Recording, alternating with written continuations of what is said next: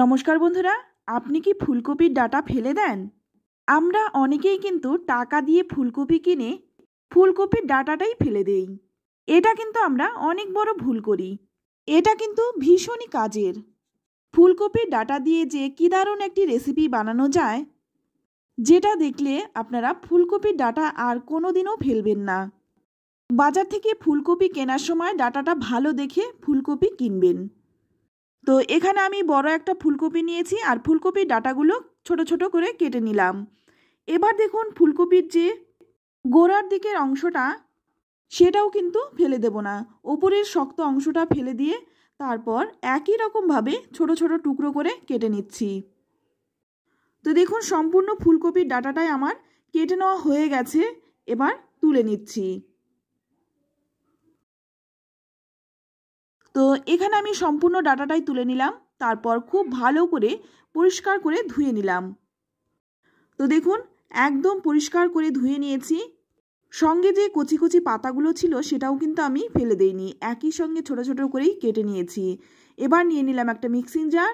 এর মধ্যে এই ডাঁটাগুলো দিয়ে দেব। তো একসঙ্গে সবগুলো ডাঁটা দেব না, অল্প অল্প করে নিয়ে নেব। এবার এটাকে জাস্ট একবার ঘুরিয়ে নেব। এটা কিন্তু একদম মিহি করে বাটা যাবে না, একটু দানা রেখে বেটে নেব। তো সমস্ত ফুলকপির ডাঁটাগুলো বেটে নেব।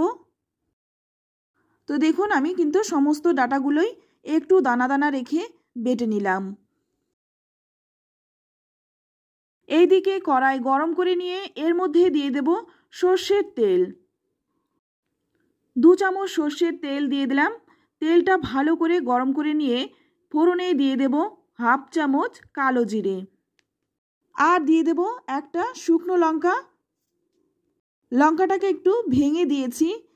এবার ফোড়নটাকে একটু ভেজে নেব। এবার দিয়ে দিচ্ছি 1 চামচ গ্রেট করা আদা। এই রান্নাটা কিন্তু আমি সম্পূর্ণ নিরামিষভাবে করছি, আপনারা চাইলে কিন্তু পেঁয়াজ রসুন দিয়েও করতে পারেন। এবার আদাটাকে একটু ভেজে নিয়েই এর মধ্যে দিয়ে দেব বেটে রাখা ফুলকপির ডাঁটাটা। তারপর খুব ভালো করে তেলের সাথে ভেজে নেব। একটু ভেজে নিয়েই এর মধ্যে দিয়ে দিচ্ছি 1 চামচ হলুদ গুঁড়ো, আর দিয়ে দিচ্ছি স্বাদ মতো লবণ। লবণ আর হলুদ গুঁড়োটা দিয়ে আবারও কিন্তু ভালো করে মিশিয়ে নেব। ফুলকপির ডাঁটাও যে এইভাবে রান্না করে খাওয়া যায় আর এতটা টেস্টি হয়, ভিডিওটি না দেখলে বুঝতে পারবেন না। এবার এর মধ্যে দিয়ে দিচ্ছি হাফ চামচ জিরে গুঁড়ো, আর দিয়ে দিচ্ছি হাফ চামচ ধনে গুঁড়ো। জিরে গুঁড়ো আর ধনে গুঁড়োটা দিয়েও কিন্তু খুব ভালো করে মিশিয়ে নিতে হবে।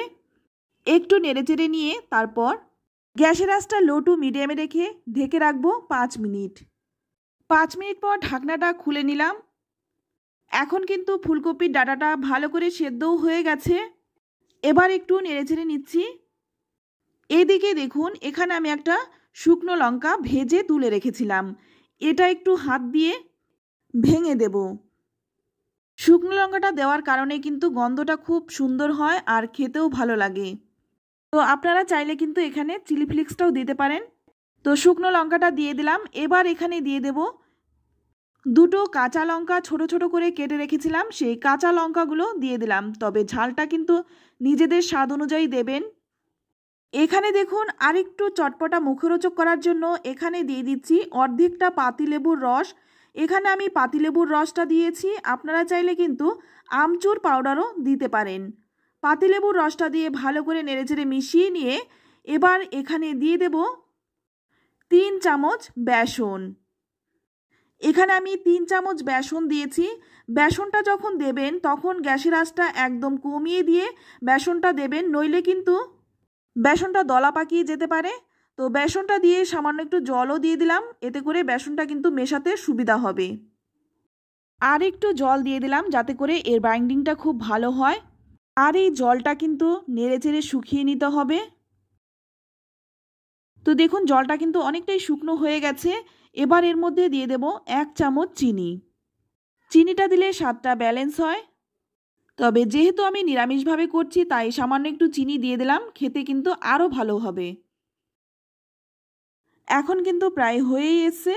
এবার এখানে দিয়ে দেব 1 মুঠো ধনেপাতা। তবে যদি আপনারা ধনেপাতাটা না দিতে চান, নাও দিতে পারেন। ধনেপাতাটা দিয়ে ভালো করে নেড়েচেড়ে মিশিয়ে নিলাম। আর এখন দেখুন কড়াই থেকে কিন্তু ছেড়েও দিচ্ছে, তার মানে বুঝতে হবে এটা একদম তৈরি হয়ে গেছে। এবার নামিয়ে নিলাম। আর এখন কিন্তু খুব গরম, এখনই কিন্তু হাত দেওয়া যাবে না, তাই এটা একটু ঠান্ডা করে নেব। তো এখন দেখুন ঠান্ডা হয়ে গেছে। এবার এইদিকে দেখুন আমি হাতের মধ্যে একটু তেল মেখে নিলাম। তারপর একটু করে নিয়ে হাতের সাহায্যে একটু গোল করে নিয়ে তারপর হাতের তালুতে রেখে একটু চ্যাপ্টা করে নেব। তো আমি এখানে গোল গোল করছি, আপনারা কিন্তু আপনাদের পছন্দ মতো করে নেবেন। তারপর এখানে একটা কিশমিশ দিয়ে দিচ্ছি, এতে করে দেখতেও ভালো লাগবে আর খাওয়ার সময় কিশমিশটা মুখে পড়লেও কিন্তু খেতেও ভালো লাগবে। আর দেখুন এখানে দিয়ে দিলাম সামান্য একটু সাদা তিল।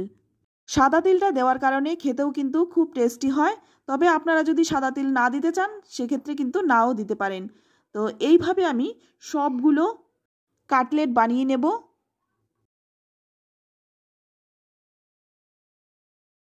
তো দেখুন সবগুলোই বানিয়ে নিলাম। দেখতে কতটা সুন্দর হয়েছে, খেতেও ভীষণ ভালো হয়। এটা কিন্তু আপনারা গরম গরম ডাল ভাতের সাথেও খেতে পারেন বা বিকেলের চায়ের সাথেও খেতে পারেন। এবার অপর দিকে কড়াই গরম করে নিয়ে এর মধ্যে দিয়ে দেব সাদা তেল।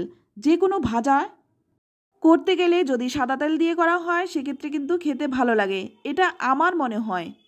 তবে আপনারা কিন্তু আপনাদের পছন্দ মতো তেল দিয়েই ভাজবেন। এবার এইগুলো দিয়ে দেব। তো আমি কিন্তু সবগুলো একসঙ্গে দিচ্ছি না, দু ব্যাচে ভাজবো। একদিক ভাজা হয়ে গেলেই উল্টে দেব। তো দেখুন একদিক ভাজা হয়ে গেছে, উল্টে দিচ্ছি। উল্টে পাল্টে একদম মুচমুচে করে ভেজে নেব। প্রথম ব্যাচেরগুলো ভাজা হয়ে গেছে, এবার তুলে নিচ্ছি। এটা যে খেতে কতটা টেস্টি হয় একবার না খেলে কিন্তু বুঝতে পারবেন না, তাই একবার রিকোয়েস্ট করব বানিয়ে খাওয়ার জন্য। তো দ্বিতীয় ব্যাচেরগুলো একইভাবে ভেজে তুলে নেব। তো দেখুন সম্পূর্ণ ভাজা হয়ে গেছে, দেখতে কতটা সুন্দর হয়েছে, খেতেও ভীষণ ভালো হয়। তো বন্ধুরা রেসিপিটি কেমন লাগলো অবশ্যই কমেন্টে জানাবেন। ভালো লাগলে লাইক শেয়ার করতে একদম ভুলবেন না। আর আপনি যদি আমার চ্যানেলে নতুন হয়ে থাকেন চ্যানেলটা সাবস্ক্রাইব করে নেওয়ার অনুরোধ রইল। আজ এই পর্যন্ত, আবারও দেখা হবে অন্য কোনো নতুন রেসিপিতে।